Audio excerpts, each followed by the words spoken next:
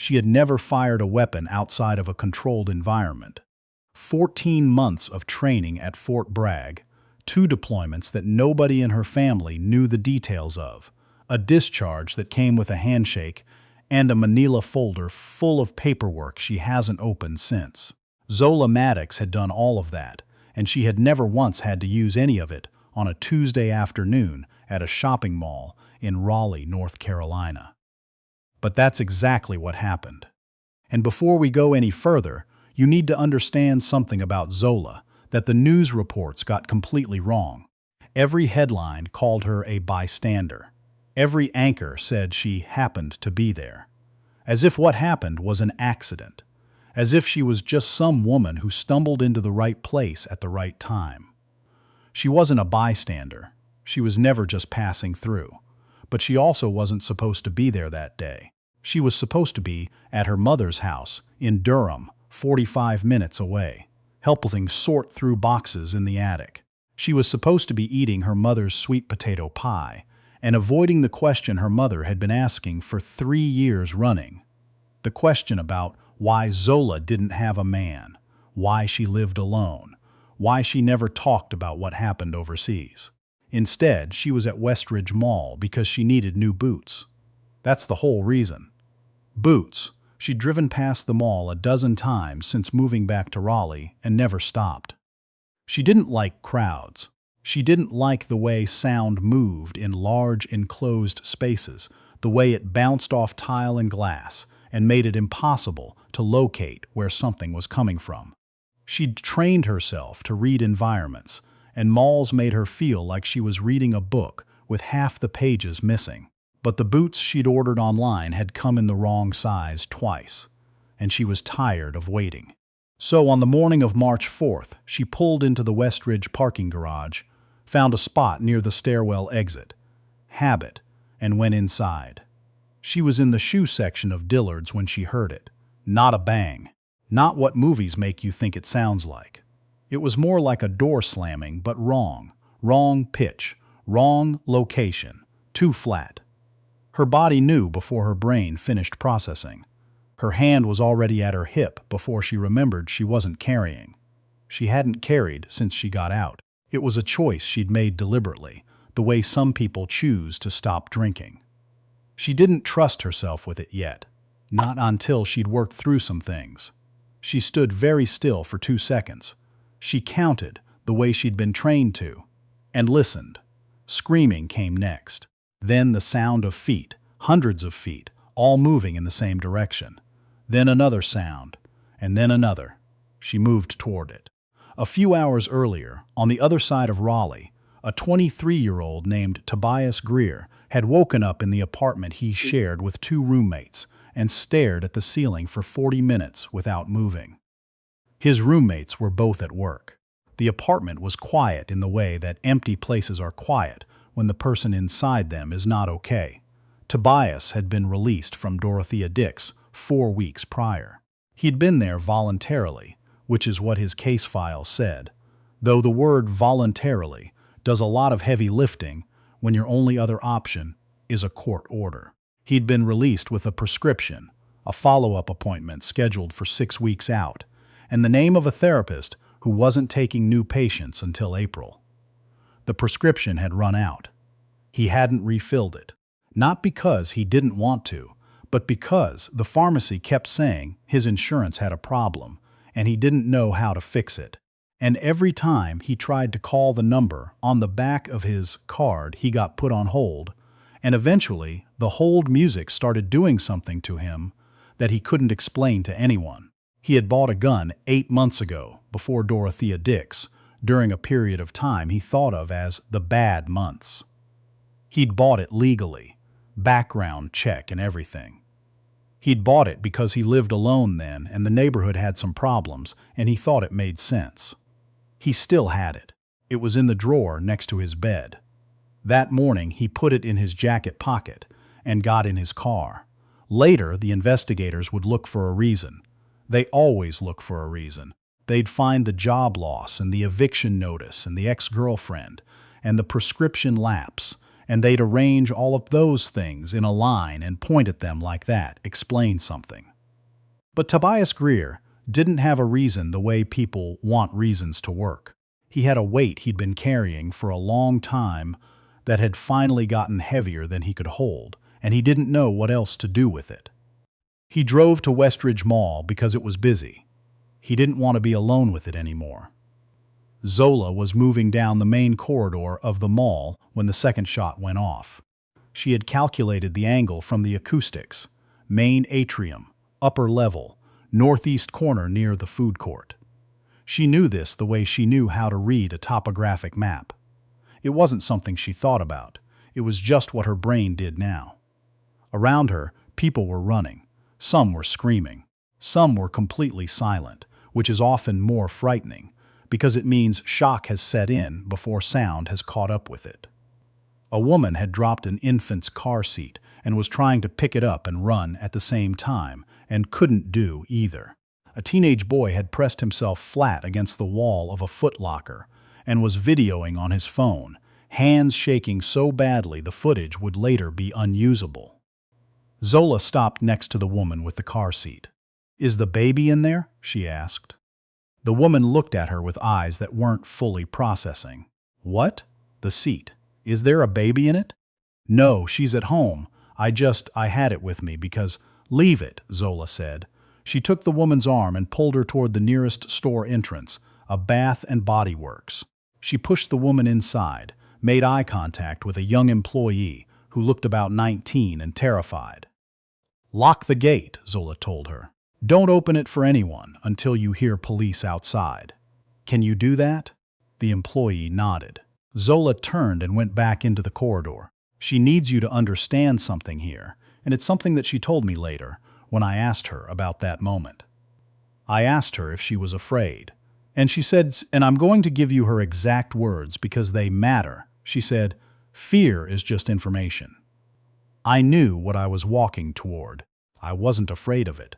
I was just listening to it. 14 months at Fort Bragg does something to you. 2 deployments do something else. Not all of it is good. A lot of it is the kind of thing you spend years in a therapist's office trying to undo.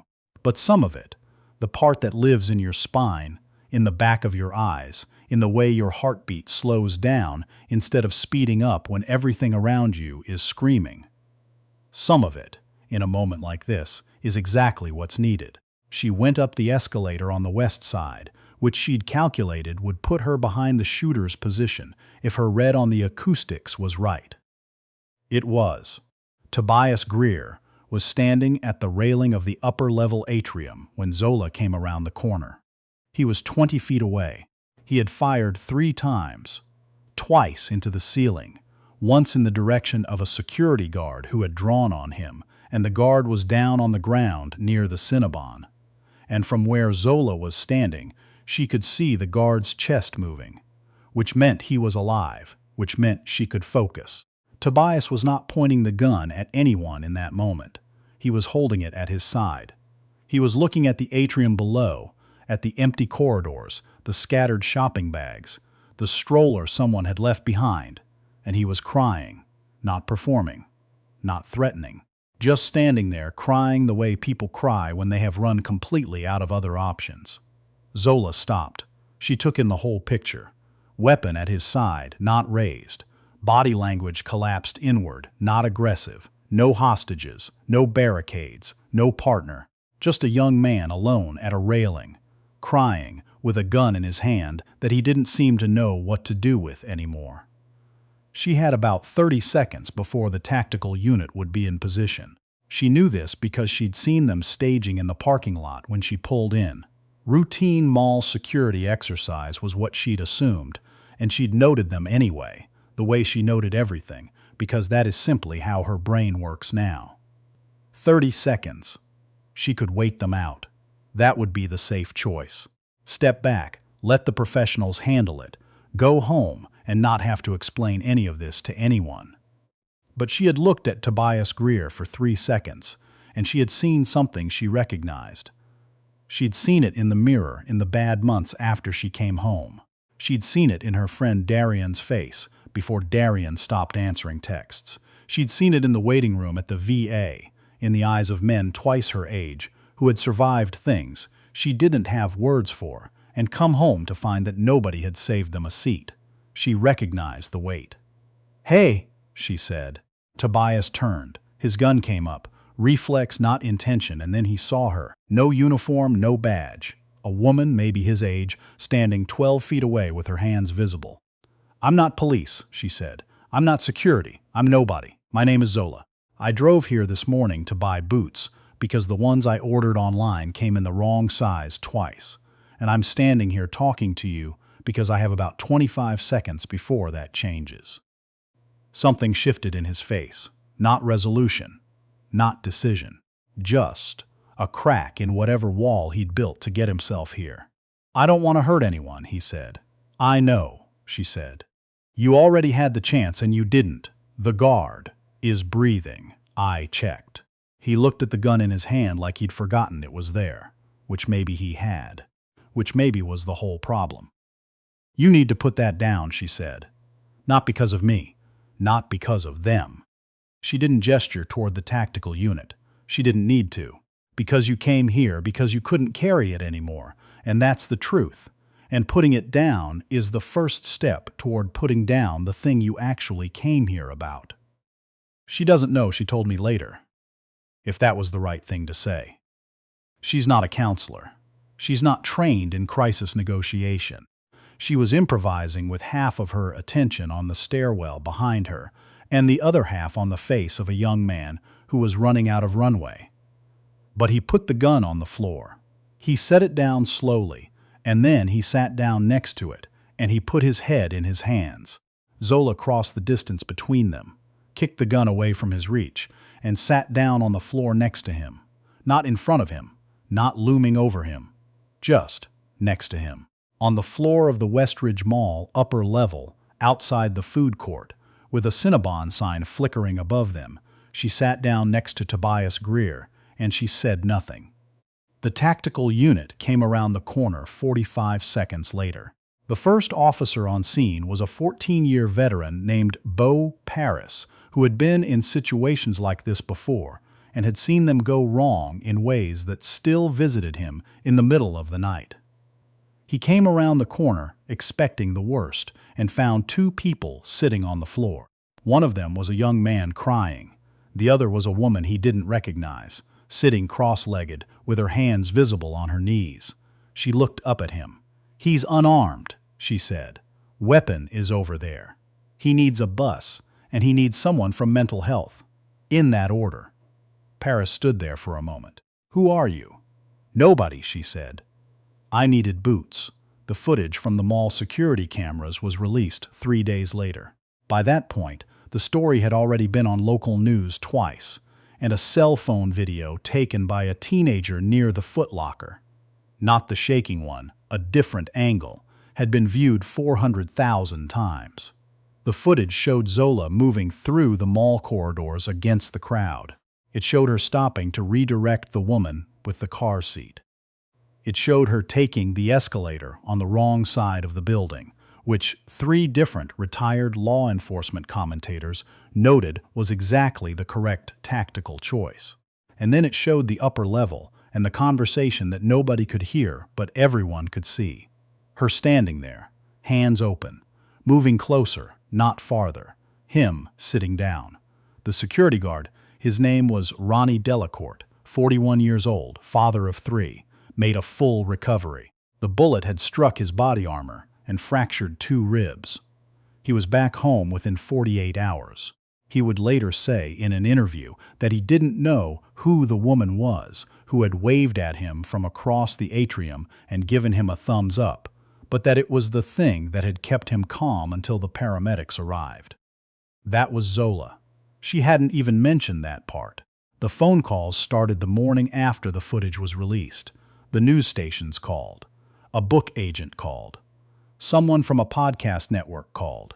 A production company called and said they were interested in developing her story into a limited series, which she found so absurd that she laughed out loud on the phone and apologized immediately after. She didn't do any of them. She went to her mother's house in Durham instead, the day after the story broke. She ate sweet potato pie. She helped sort through boxes in the attic. Her mother did not ask about the man. Her mother did not ask about anything, actually. She just handed Zola a glass of sweet tea and sat down across from her at the kitchen table and looked at her the way mothers look at daughters when they have been quietly terrified for years and are trying not to show it. "I saw it," her mother said finally. "On the television. I know. You walked toward it." "Yes." Her mother was quiet for a long time. Outside, the neighbor's dog was barking at something in the yard. The refrigerator hummed. 2 cars went by on the street. "I have been praying for you," her mother said, "since the day you deployed. Every single day. I never stopped." Zola looked at the table. "I know, Mama. There are people alive today," her mother said, "because of what they put inside you. And I used to hate what they put inside you. I used to lie awake and hate it." She reached across the table and took Zola's hand. "I don't hate it anymore. What I didn't know, when I started looking into this story, was what was in the box. There's always a box. In stories like this, there is always a box." Zola's mother had been sorting through her late husband's things for 2 years.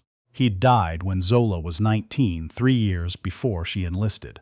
He'd been Army himself, 20 years, service record that his wife had never read in full because she said it made her too proud and too sad at the same time to get through it.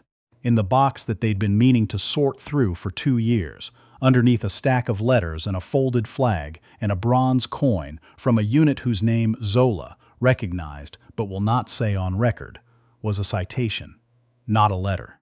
A formal military citation, stamped and signed, that had been drafted during her father's final year of service, and then misrouted through a base administrative reassignment and never formally delivered. It was a commendation for valor. Sergeant First Class Warren Maddox had pulled 3 men out of a burning vehicle during a training exercise that went wrong in ways that don't make it into the public record. He had sustained burns to 30% of his body and had returned to duty 8 weeks later, and had never mentioned it to anyone in his family, except to say that he'd had a rough few weeks at work. The commendation had been processed and lost in a bureaucratic shuffle. He'd been discharged the following year. He'd gone home. He'd coached youth basketball and driven a school bus and eaten Sunday dinners and watched Zola learn to walk, and he had never said a word about what he'd done or what had been owed to him. He didn't know if it would ever catch up to him. It didn't. Not in his lifetime. But Zola Maddox is sitting in a kitchen in Durham, holding a citation for a man who taught her, without ever once saying it directly, without lessons or lectures or training manuals, that you move toward the thing that's burning, that you don't calculate whether it's worth it first, that you just go, and she's reading it for the first time. And outside, the neighbor's dog has stopped barking. The street is quiet. The refrigerator hums. And her mother is watching her face the way you watch someone's face when they are finding out something that changes the shape of who they thought they were. Zola sets the paper down on the kitchen table. She doesn't say anything for a long time. Then she says, "Did he know that they were going to give it to him?" "Yes. He waited," her mother said. "For a while he waited, and then he just stopped waiting. He said it didn't matter. He said he knew what he'd done." Zola looks at the citation. She looks at the table. She looks at her hands. "He passed it down anyway," she says. Not a question. Her mother squeezes her hand and doesn't answer, because she doesn't need to. Some things aren't given in ceremonies. Some things don't arrive in envelopes or get pinned to lapels in front of cameras. Some things travel differently. Through blood, through silence, through the way a man drives a school bus and coaches basketball and never asks for credit, and somewhere down the line his daughter walks into a burning building that isn't on fire, toward a young man who has run completely out of road, and she sits down on the floor next to him because she knows in her spine that that's what you do. You don't wait to be thanked. You don't wait to be recognized. You just go. The window in her mother's kitchen faces west. In the late afternoon, the light comes through at an angle that turns everything in the room a particular shade of gold. Zola Maddox sits at the table in that light, holding a piece of paper that the government lost for 30 years. And she thinks about her father, and she thinks about Tobias Greer, and she thinks about a security guard named Ronnie, who is home right now with his 3 kids, and she thinks about a woman in a Bath and Body Works somewhere who made it home to her baby.